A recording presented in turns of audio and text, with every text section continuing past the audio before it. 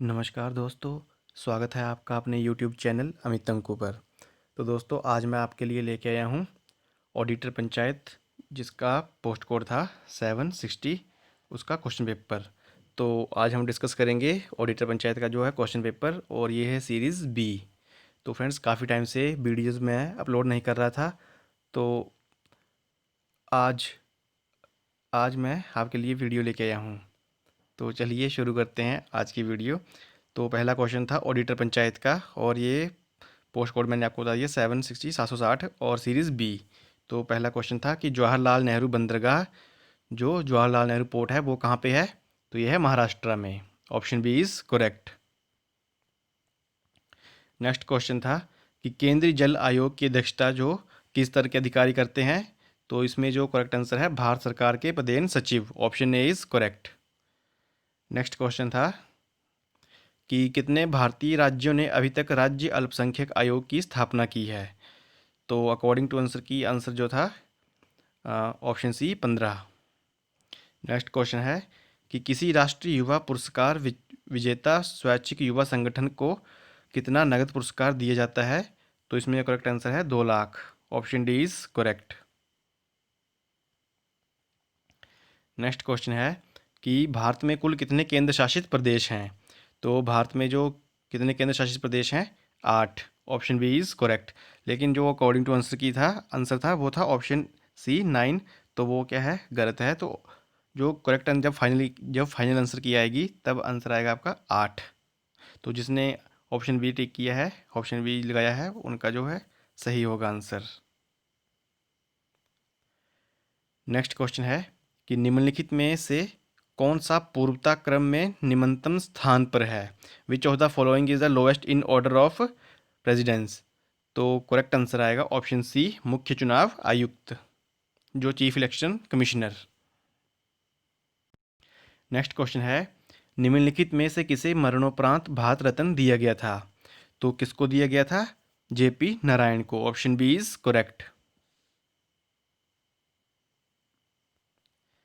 Next question है कि किस काल के दौरान हस्त निर्मित मृदभांड का सर्वप्रथम उपयोग किया गया था? तो करेक्ट आंसर है ऑप्शन सी, नवप्रस्तर काल। तो फ्रेंड्स, आप देख रहे हैं कि जो हिस्ट्री के जो क्वेश्चंस हैं वो काफ़ी जो डीप में पूछे गए हैं।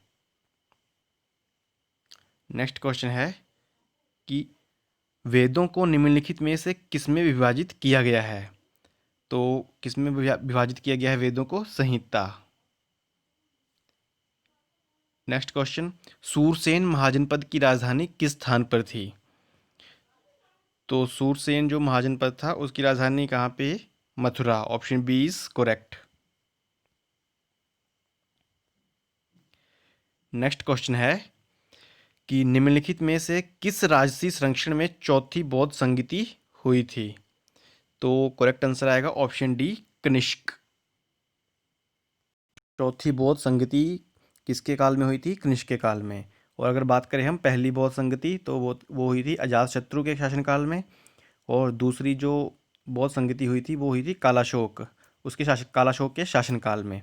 और जो तीसरी इंपॉर्टेंट जो है, सबसे इंपॉर्टेंट तीसरी और चौथी, तो तीसरी हुई थी अशोक के शासनकाल में, और कहाँ हुई थी? पाटलिपुत्र में।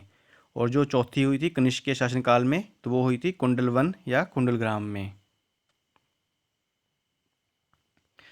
नेक्स्ट क्वेश्चन है कि सर्वाधिक प्रसिद्ध भारतीय ग्रीक शासक कौन सा था? तो the most famous Indo Greek ruler was, तो करेक्ट आंसर आएगा ऑप्शन ए, मिनांडर।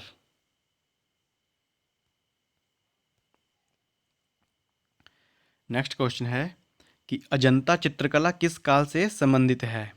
तो अजंता चित्रकला किस काल से संबंधित है? गुप्त काल से। नेक्स्ट क्वेश्चन है कि जजिया कर किस पर था? तो जजिया कर जो था वो किस पर लगाया गया था? तो केवल गैर मुस्लिमों पर। Option B is correct. Next question है निम्नलिखित में से किसके द्वारा दक्षिण में बहमनी राज्य की स्थापना की गई थी? तो बहमनी राज्य की स्थापना किसके द्वारा की गई थी? हसन गंगू के द्वारा। Option A is correct. Next question है कौन सा भक्ति संत शिवाजी का समकालीन था? तो करेक्ट आंसर आएगा इसमें Tukaram, option A is correct.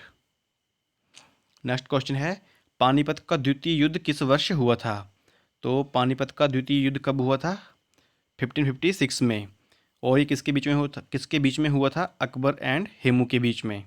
और बात करें हम पानीपत का प्रथम युद्ध, ये हुआ था 1526 में, ठीक है। और दूसरा हुआ था जो आया है क्वेश्चन 1556 में। और जो तीसरा हुआ था वो कब हुआ था? 1761 में, अहमद शाह अब्दाली और मराठों के बीच में। तो याद रखिएगा कि पहला पानीपत का युद्ध कब हुआ था? 1526 में, दूसरा हुआ था 1556 में, और तीसरा हुआ था 1761 में।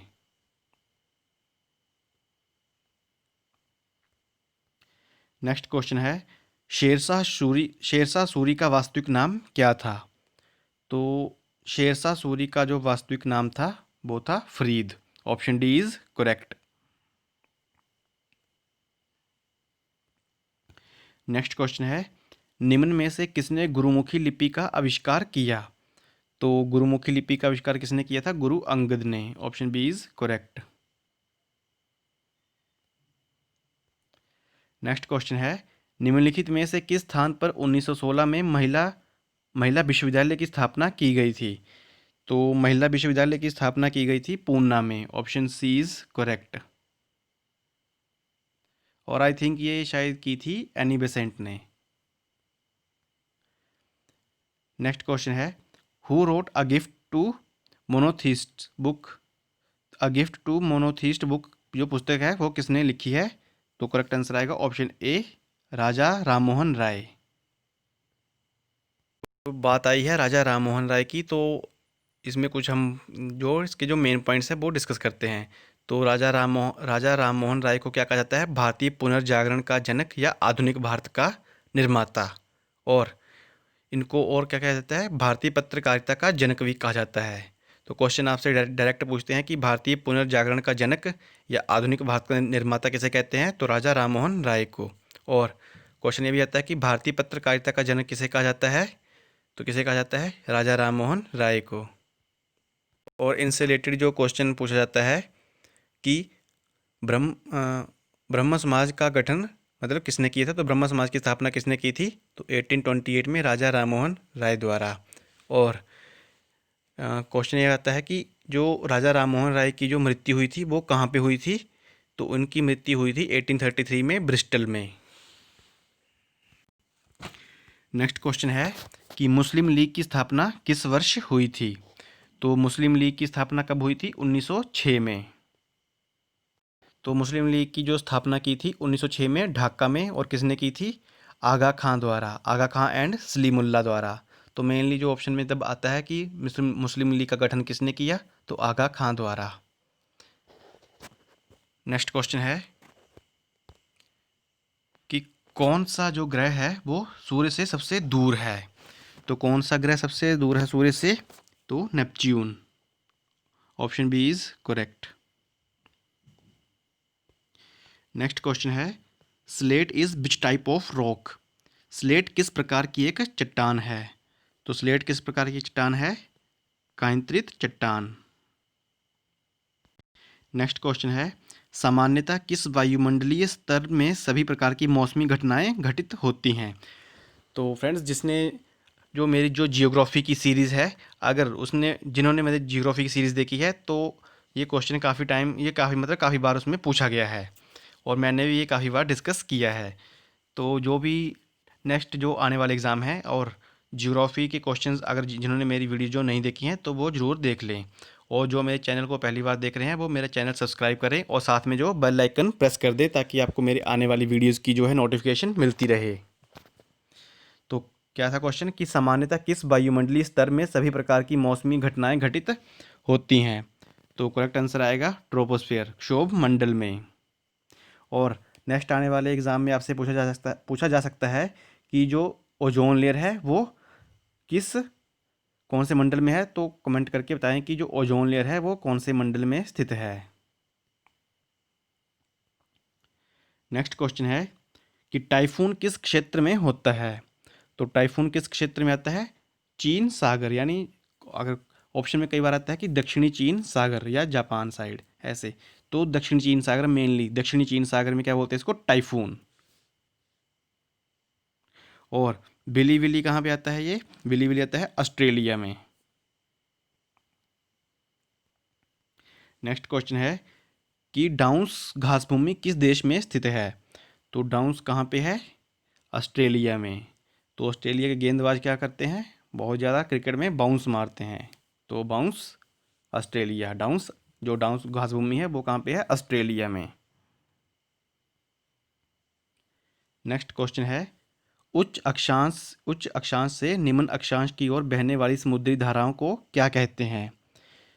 तो उच्च अक्षांश से जो निम्न अक्षांश की ओर बहने वाली समुद्री धाराएं हैं क्या कहते हैं उनको, शीत धाराएं। तो जैसे मान लो ये पृथ्वी है और ये जो भूमध्य रेखा है, तो ये उच्च अक्षांश और ये साथ में ये निम्न अक्षांश। तो उच्च अक्षांश से जो नीचे की ओर आएंगी तो ऊपर क्या है, पोल्स हैं, पोल जिनको क्या बोलते हैं, पोल। तो पोल पे क्या होती है, ठंड काफ़ी ज़्यादा होती है। तो जब ये नीचे को आएंगी हवाएं तो ये क्या होंगी, ठंडी होंगी। तो क्या बोलेंगे इनको, ठंडी धाराएं या शीत धाराएं। तो नेक्स्ट क्वेश्चन है कि उत्तरी अमेरिका के मूल निवासी कौन है। तो उत्तरी अमेरिका के मूल निवासी कौन है, red Indians, option C is correct. तो ये ज्योग्राफी में आपसे क्वेश्चन पूछा गया है कि जो वर्ड की जो मतलब जनजातियां हैं उसके बारे में। तो जैसे रेड इंडियंस पूछा गया है यहाँ पे, तो उत्तरी अमेरिका के। और पूछा जाए आपसे कि पिग्मी, तो पिग्मी कहाँ पे होते हैं, ये कांगो में। और बुशमैन जो मेन है कि बुशमैन जनजाति कहाँ पाई जाती है, तो जो कालाहारी मरुस्थल है, कालाहारी डेजर्ट। और सबसे इम्पोर्टेंट एक पूछते हैं कि जूलू, तो जूलू जनजाति कहाँ पे है, साउथ अफ्रीका में। नेक्स्ट क्वेश्चन है क्वेश्चन नंबर 30 कि निम्नलिखित में से किसका नया नाम जकार्ता है। तो करेक्ट आंसर आएगा इसमें ऑप्शन ए, वटाविया। नेक्स्ट क्वेश्चन है हैदराबाद किस नदी के किनारे स्थित है। तो हैदराबाद किस नदी के किनारे स्थित है, तो ये है मूसी नदी के किनारे। नेक्स्ट क्वेश्चन है निम्नलिखित में से कौन सी रेशा युक्त फसल है। तो करेक्ट आंसर है इसमें सन, हेम्प। और ये जो आंसर मैं आपको बता रहा हूँ, ये जो प्रोविजनल आंसर की आई है HPSSC के थ्रू, उसके अकॉर्डिंग। नेक्स्ट क्वेश्चन है कौन सा अधात्विक खनिज है, which is non metallic mineral. तो करेक्ट आंसर आएगा मैग्नीज। नेक्स्ट क्वेश्चन है ब्रौनी ऑयल रिफाइनरी किस भारतीय राज्य में स्थित है। तो करेक्ट आंसर आएगा ब से ब्रौनी, ब से बिहार। तो याद रखना कि ब से ब्रौनी, ब से बिहार। तो इससे रिलेटेड जो क्वेश्चंस आते हैं कि काला सोना जो किसे कहा जाता है। तो काला सोना किसे कहते हैं, पेट्रोलियम को। और क्वेश्चन आता है कि सबसे पुरानी जो ऑयल रिफाइनरी है वो कौन सी है। तो सबसे पुरानी ऑयल रिफाइनरी है डिगबोई, और वो कहाँ पे है, असम में। और क्वेश्चन आ सकता है कि अंकलेश्वर जो ऑयल रिफाइनरी है वो कहाँ पे है। तो अंकलेश्वर जो ऑयल रिफाइनरी है वो गुजरात में है। नेक्स्ट क्वेश्चन है दक्षिण पश्चिमी रेलवे का मुख्यालय कहाँ पर स्थित है। तो दक्षिण पश्चिमी रेलवे का मुख्यालय कहाँ पे है, तो ये है हुबली में, option D is correct. Next question Simlipal biosphere reserve किस किस राज्य में स्थित है। तो सिमलीपाल बायोस्फीयर रिजर्व है उड़ीसा में। तो कहाँ पे है, उड़ीसा में। नेक्स्ट क्वेश्चन है किस वर्ष दार्जिलिंग हिमालयन रेलवे को यूनेस्को की विश्व विरासत स्थलों की सूची में शामिल किया गया है। तो करेक्ट आंसर है 1999।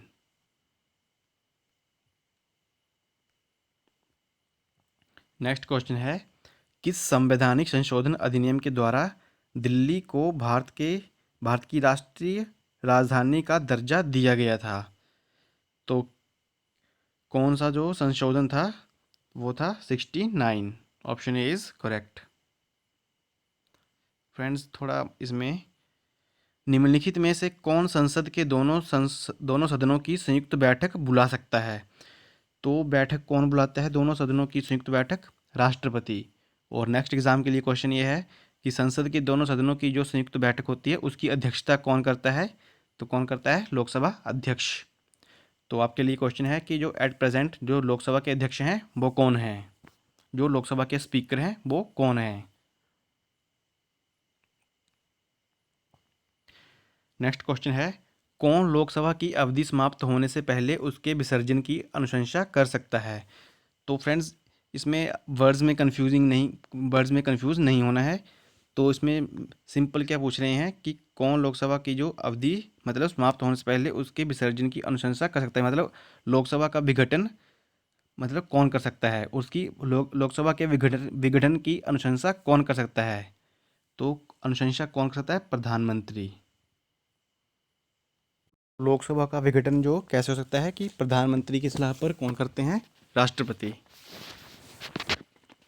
तो नेक्स्ट क्वेश्चन है कि संसद का कौन सा सत्र सबसे छोटा होता है। तो संसद का कौन सा सत्र सबसे छोटा है? शीतकालीन सत्र। Option B is correct.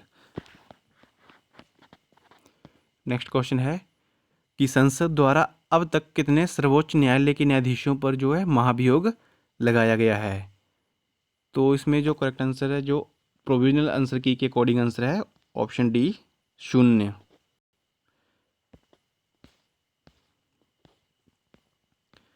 Next question है, निम्नलिखित में से किसके प्रसाद पर्यंत मुख्यमंत्री अपना पद धारण कर सकता है।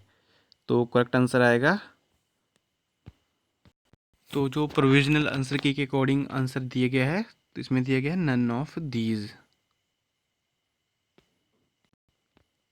नेक्स्ट क्वेश्चन की बात करें तो नेक्स्ट क्वेश्चन है, निम्नलिखित में से कौन सी राज्य विधानसभा में सबसे कम सीटें हैं। तो करेक्ट आंसर है ऑप्शन ए सिक्किम में। नेक्स्ट क्वेश्चन है, मुख्य चुनाव आयुक्त के पद की पदावधि कितनी है। तो करेक्ट आंसर आएगा option D none of these. Correct answer है कि मुख्य चुनाव आयुक्त के पद की जो पदावधि कितनी होती है, या तो 6 वर्ष या मतलब जो पहले हो जाए 6 वर्ष या 65 ईयर्स। तो जो इसमें पहले हो जाएगा मतलब 6 या 65 ईयर। तो या आपको बस इतना याद रखना है कि मुख्य चुनाव आयुक्त की जो उनका टाइम पीरियड कितना है, पद की अवधि कितनी होती है, 6 वर्ष या 65 ईयर। तो नेक्स्ट क्वेश्चन है कि निम्नलिखित में से कौन भारतीय अर्थव्यवस्था के प्राथमिक क्षेत्र में आता है। तो करेक्ट आंसर है उसका ऑप्शन ए वानिकी। नेक्स्ट क्वेश्चन है, प्रथम पंचवर्षीय योजना के दौरान किस क्षेत्र की सर्वाधिक योजना लागत थी। तो सर्वाधिक योजना किस पे लागत थी? कृषि पे। तो ऑप्शन ए इज करेक्ट है। तो ये जो आंसर्स हैं तो प्रोविजनल आंसर की अकॉर्डिंग आंसर्स हैं। नेक्स्ट क्वेश्चन है कि रजत क्रांति किसके उत्पादन से संबंधित है? Silver revolution. तो करेक्ट आंसर है एग्स, अंडों से। नेक्स्ट क्वेश्चन है, भारतीय स्टेट बैंक को पहले क्या कहा जाता था। तो ये क्वेश्चन आया था पिछले साल जब मैंने लास्ट ईयर कमीशन का एग्ज़ाम दिया था, टीजीटी कमीशन का। तो उसमें आया था क्वेश्चन ये कि भारतीय स्टेट बैंक को पहले क्या कहा जाता था। तो करेक्ट आंसर आएगा option B imperial bank of India. Next question है कि किस वर्ष को महान विभाजन का वर्ष कहा जाता है। तो करेक्ट आंसर है इसका ऑप्शन सी 1921। तो 1911 से लेके 1921 तक के क्या कहा जाता है? महान विभाजन का वर्ष। तो इसमें क्या होता कि जनसंख्या बढ़ने की बजाय क्या हुई थी? घटी थी। शायद 23% थी, लेकिन श्योर नहीं हूँ। तो इतना याद रखिएगा कि क्या था ये? ईयर ऑफ ग्रेट डिवाइड, महान विभाजन का वर्ष। नेक्स्ट क्वेश्चन है, rabies is caused by which of the following. निम्नलिखित में से किसके द्वारा रेबीज होता है। तो करेक्ट आंसर है ऑप्शन सी विषाणु, वायरस के द्वारा। तो रेबीज किसके द्वारा होता है? वायरस से। नेक्स्ट क्वेश्चन है, quinine is extracted from which of the following. तो फ्रेंड्स ये क्वेश्चन कई बार रिपीट हुआ है। तो इसमें जो करेक्ट आंसर आएगा नन ऑफ दीज। तो इसमें जो इसका आंसर है उस शायद वो था सिनकोना ट्री से। नेक्स्ट क्वेश्चन है किस खाद्य फसल में सर्वाधिक मात्रा में प्रोटीन होता है? तो सबसे ज़्यादा प्रोटीन होता है सोयाबीन में, और सोयाबीन के बाद शायद आता है मूंगफली में। नेक्स्ट क्वेश्चन है, बेकरी में ब्रेड बनाने में ईस्ट का प्रयोग होता है क्योंकि? तो किस लिए होता है? तो बेकरी में ब्रेड बनाने के लिए ईस्ट का प्रयोग किस लिए होता है? तो करेक्ट आंसर आएगा ऑप्शन सी, ब्रेड को नरम और स्पंजी स्पंजी बनाना। नेक्स्ट क्वेश्चन है, पांडा किसके समान कुल का है?